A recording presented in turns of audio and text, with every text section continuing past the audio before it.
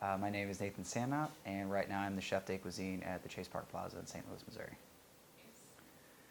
I was first hired at the Chase about 5 years ago. So I left the Chase in October of 16 and went to Antarctica. I guess I wanted to go to Antarctica for a sense of adventure. I needed something different. You know, I've been at the Chase for 5 years and needed to get out, branch out, and experience new things. And Antarctica kind of fell into my lap.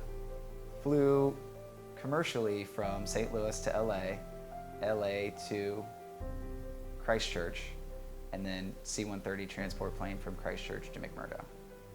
I was in McMurdo for about 4 months.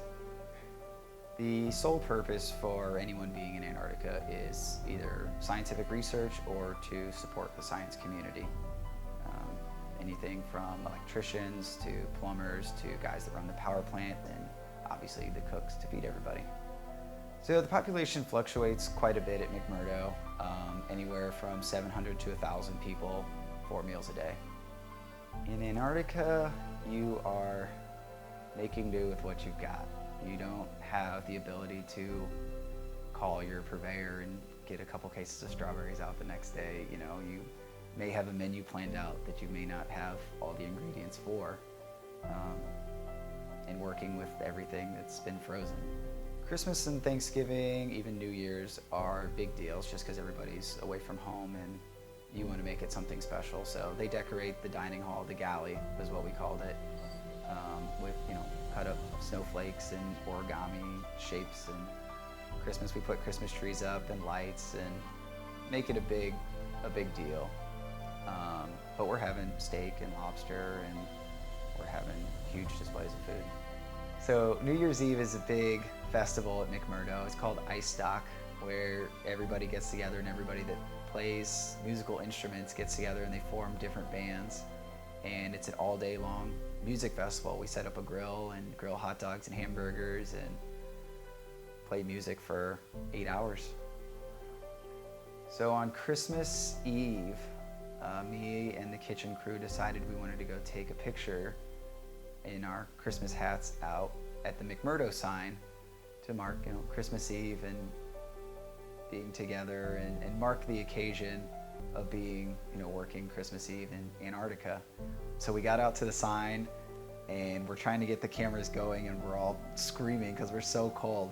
Hurry up, take the picture, and it's just blowing sideways on us. It's so cold and it cuts through anything that you're wearing. But yeah, there's 6 of us out there just screaming, hurry up, take the picture. We're trying to smile through our frozen faces, and yeah, that was fun. The temperatures there varied a lot. Some of the expeditions you go out, and once you get out of town, out on the sea ice, the wind's whipping a lot harder and it's blowing crazy. So with wind chill, you're talking like -40. But in town, end of January, beginning of February, it got up to 38, 39, 40 degrees. Comfortable for Antarctic standards. So one of the expeditions I went on was a snowmobile trip to the base of Mount Erebus. It's called Room with a View, and they take you to pretty close to the base of Mount Erebus. Mount Erebus is the southernmost active volcano in the world. So took a snowmobile trip out there. It's about a 4-hour trip, hour and a half snowmobile ride, open air Antarctica, and got to a point and took pictures and drove the snowmobile back.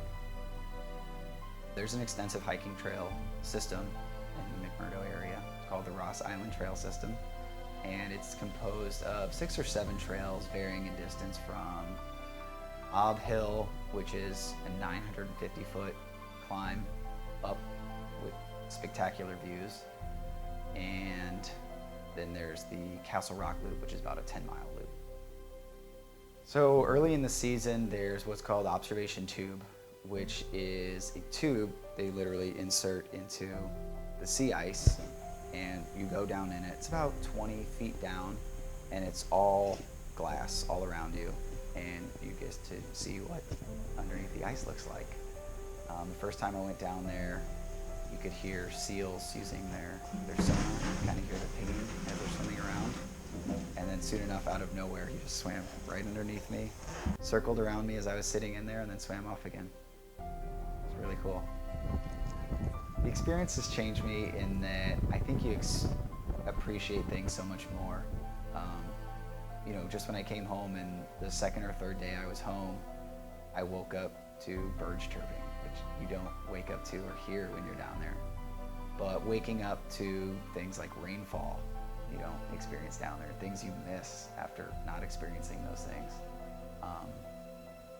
Things like being able to call my produce purveyor and have fresh chives the next day, or fresh thyme and strawberries and all these fresh fruits and vegetables I can just call and get the next day that you just don't experience down there. It just makes you appreciate everything so much more, and things that aren't frozen. Whether I go back or not is still to be determined. Would you like to? I like McMurdo. I would like to go back.